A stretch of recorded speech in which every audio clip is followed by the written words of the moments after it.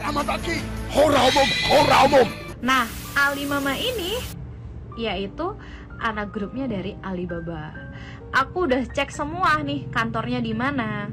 Jadi awalnya aku nggak mau ajak orang dulu nih untuk gabung di Alimama karena aku nggak suka banget dari dulu yang namanya bisnis aplikasi atau apa segala macam. Tapi aku tekankan di sini Alimama ini bukan bisnis, tapi Alimama ini bener-bener kerja, teman-teman. Kerja part time, kita bisa kapanpun, mau nenek-nenek. Tolong Pak, tolong kami Pak, tolong kami Pak, lapor Bapak Kapolri Pak, tolong kami Pak, tolong kami Pak, pergi Kapolri, tolong kami Pak.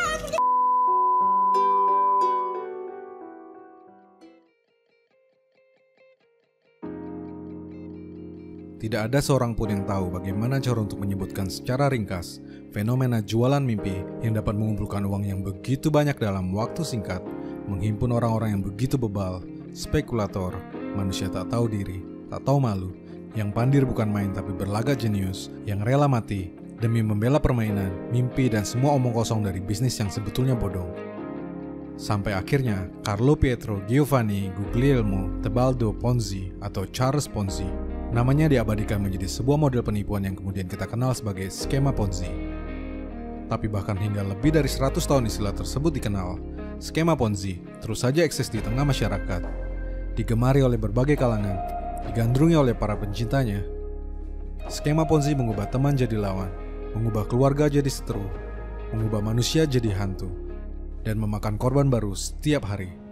Lalu apa yang salah dari itu semua? Mengapa skema Ponzi begitu langgeng? Di video ini, saya akan menjelaskan bagaimana skema Ponzi bekerja, berapa banyak kerugian yang terjadi, serta kehancuran yang dapat ditimbulkannya bagi hidup kita. Saya juga akan menerangkan bagaimana cara kita mengenali skema Ponzi, dari yang terang benderang, hingga yang dibalut oleh segala macam kamuflase yang mengaburkannya, dan mengapa kamu dan seluruh keturunanmu harus menghindari skema semacam ini untuk selama-lamanya. Mari kita mulai.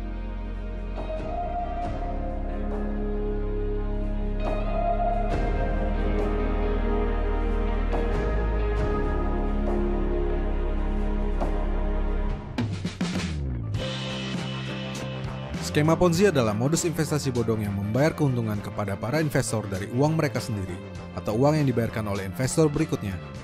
Daya tarik utama dari skema Ponzi terletak pada kemudahannya, balutan bisnis-bisnis hebat, dan make up para anggotanya yang mengaku sukses sembari memberikan iming-iming keuntungan yang jauh lebih tinggi dibandingkan investasi lainnya tanpa membutuhkan waktu yang lama.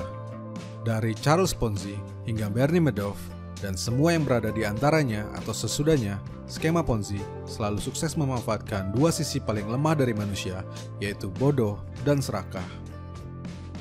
Dalam perjalanannya, skema Ponzi terus berevolusi menggunakan bungkus-bungkus yang baru, dari perusahaan investasi kacangan Tempo dulu hingga aplikasi-aplikasi zaman now yang cetar membaheno. Tak jarang, skema ini mendompleng nama-nama terkenal sebagai contoh suksesnya, membuatnya seolah jadi bagian dari model bisnis masa kini dengan istilah-istilah yang keren, bahkan melabeli dirinya dengan agama tertentu, padahal semua itu adalah bohong dan bodong. Dengan menampilkan jas dan dasi, rumah gedongan, mobil sport, hingga yel dan mantra-mantra, bisnis Ponzi menular dengan cepat di antara satu orang ke yang lainnya, menjangkiti ring-ring terdekat dari sahabat dan keluarga, menggerogoti masyarakat, menyebarkan satu pesan bahwa menjadi kaya raya itu mudah, tak usah kerja keras, tak wajib banyak belajar, tak perlu susah-susah, cukup ikuti saja jejak mereka dan simsalabim, maka sukses itu datang. Padahal, sukses insan adalah bisikan setan.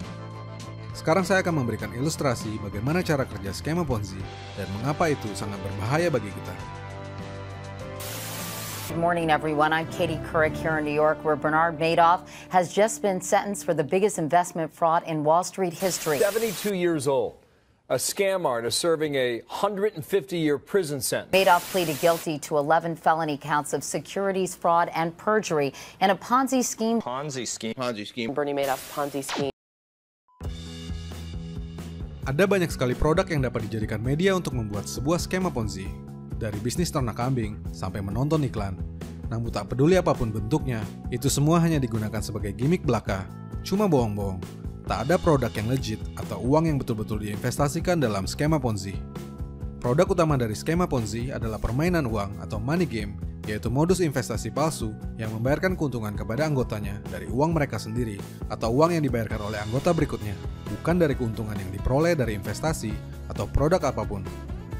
Pada umumnya, skema Ponzi akan menggunakan sistem jejaring ke bawah yang berbentuk seperti piramida, sehingga meski sedikit berbeda, skema Ponzi juga kerap disebut sebagai skema piramida.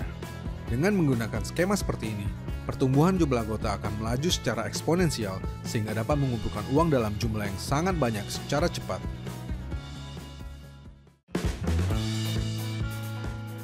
Setiap orang yang bergabung ke dalam bisnis harus membayar sejumlah uang, baik sebagai joining fee, investasi, maupun pembelian produk. Itu adalah yang paling sering dilakukan. Namun belakangan, tak sedikit skema Ponzi yang dibalut dalam program-program gratisan. Gratis di sini tentu hanya sebagai modus untuk menarik perhatian, sebab pada prinsipnya hanya mereka yang membayar yang bisa mendapatkan uang dengan cepat. Yang gratisan ya cuma lucu-lucu doang. Skema Ponzi menawarkan iming-iming keuntungan yang tak cuma besar, tetapi juga pasti dalam jangka waktu yang singkat.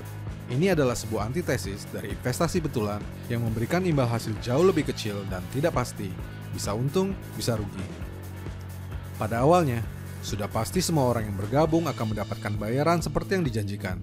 Ini adalah kunci untuk membuat bisnis semakin berkembang, sebab orang yang telah mendapat dan mencicipi bayaran biasanya akan memutuskan untuk menambah investasinya demi mendapatkan hasil yang lebih besar lagi.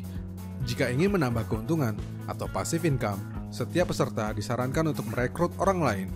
Lalu orang yang direkrut akan merekrut orang lainnya, dan begitu seterusnya. Bukti pembayaran awal, event-event menggelegar, kemudahan mendapatkan uang, akan membuat promosi semakin berkembang dari mulut ke mulut, dari dompet ke dompet. Di tahap ini, semua akan untung, semua akan senang, semua berpesta pora. Sayangnya, tak perlu menunggu lama untuk membuat sebuah bisnis dengan skema Ponzi bertemu dengan gelembungnya yang sangat menyeramkan. Semakin cepat sebuah bisnis Ponzi berkembang, semakin gegas ia hancur lebur. Semua itu terjadi saat penambahan investasi baru dan member baru melamban atau stop sama sekali. Di mana kita tahu, uang dari para member lah satu-satunya sumber yang menghidupi bisnis ini. Sebab sekali lagi, investasi, produk, bisnis, semuanya itu cuma bohong belaka.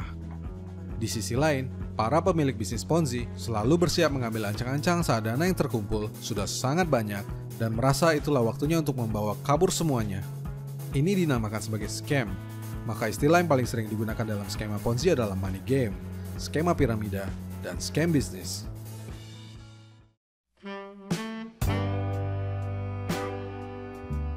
Setelah gelembung terjadi, berbagai istilah dan peristiwa dalam skema Ponzi akan lumrah terjadi, melibatkan para simpatisan, para nyangkuters, dan anggota-anggotanya yang super dungu, diantaranya restart, fase 2.0, maintenance system, aplikasi diserang kompetitor atau hacker, gara-gara Jokowi, atau teriakan-teriakan long life yang terdengar kian parah. Dan saking gilanya, tak jarang momen tersebut dimanfaatkan pula oleh pemilik bisnis Ponzi untuk merampok uang lebih banyak lagi dengan mensyaratkan penambahan dana hanya untuk mencairkan dana yang sudah dimasukkan sebelumnya, membuat para pesertanya seperti sudah jatuh, tertimpa tangga.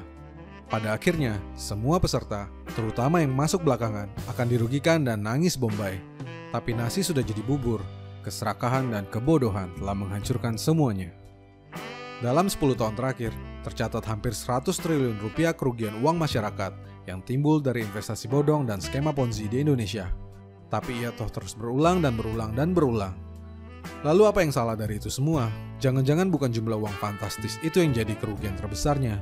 Sebab jika kita perhatikan dengan lebih seksama, seseorang yang pernah mengikuti skema Ponzi biasanya akan cenderung untuk mengikuti skema Ponzi lainnya. Malah bukan tak mungkin, itu dilakukan terus-menerus sepanjang hidupnya.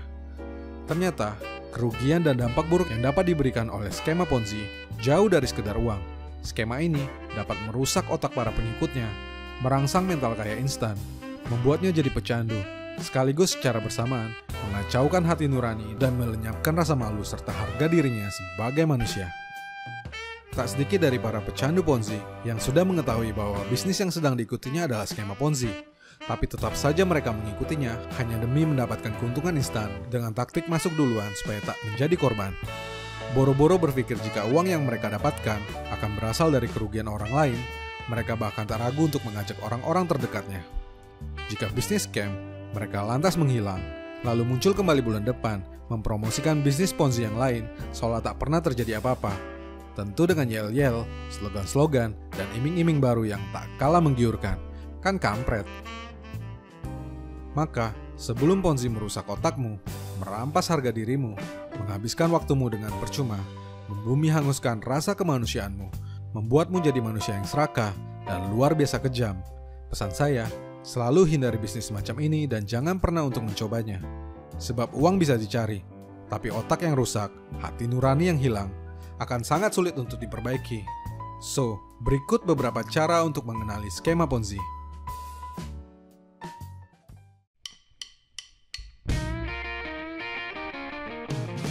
Jenis usaha atau produk yang dijual adalah hal terpenting dari sebuah bisnis. Tapi tidak dengan bisnis Ponzi. Bisnis Ponzi dapat membungkus dirinya dengan berbagai macam model bisnis, memberikan gimmick di sana-sini, mendompleng nama siapa saja, mengaitkan dirinya dengan apa saja. Tetapi jika produk dan bisnis modelnya tidak masuk akal dan hanya dibuat-buat, terlebih dipenuhi dengan tipu muslihat dan susah untuk dijelaskan dengan sederhana, itu adalah pertanda bagi kita untuk menghindarinya. Bukti dibayar, kisah sukses, endorsement orang terkenal, tentara, polisi, tokoh agama, bukanlah patokan yang kita lihat, sebab mereka juga manusia yang bisa salah. Malah kebanyakan, justru figur-figur itu bukanlah pebisnis, sehingga sudah sepantasnya tak memahami bagaimana bisnis yang sebenarnya bekerja. And I know that because the only people who can pull anyone into a Ponzi scheme is a trusted figure in their community. Like Bernie Madoff before his arrest, like Charles Ponzi before he was exposed. Selepas dari Alimama ini, bener apa enggak sih si Alimama ini, yang aplikasi Alimama yang kita mainkan ini bener dari Alibaba? Tapi sampai sekarang itu masih membayar. Dan barusan banget tadi aku withdraw lagi sebesar 40 juta. Belum saya gabung di dalam bisnis QNet ini, Bapak Ibu. Pekerjaan saya sebagai peternak lele tumbuh. Kurang lebihnya selama 10 tahun saya kiprah di ternak lele tumbuh.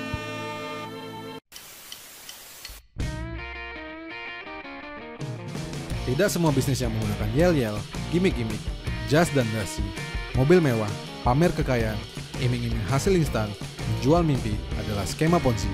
Tapi hampir seluruh bisnis Ponzi menggunakan itu semua dalam pemasarannya. Saya bisa mewujudkan Wildfire, mobil yang nyaman saya miliki. Saya bisa mewujudkan BMW yang sangat luar biasa. Saya bisa mewujudkan Mercedes-Benz.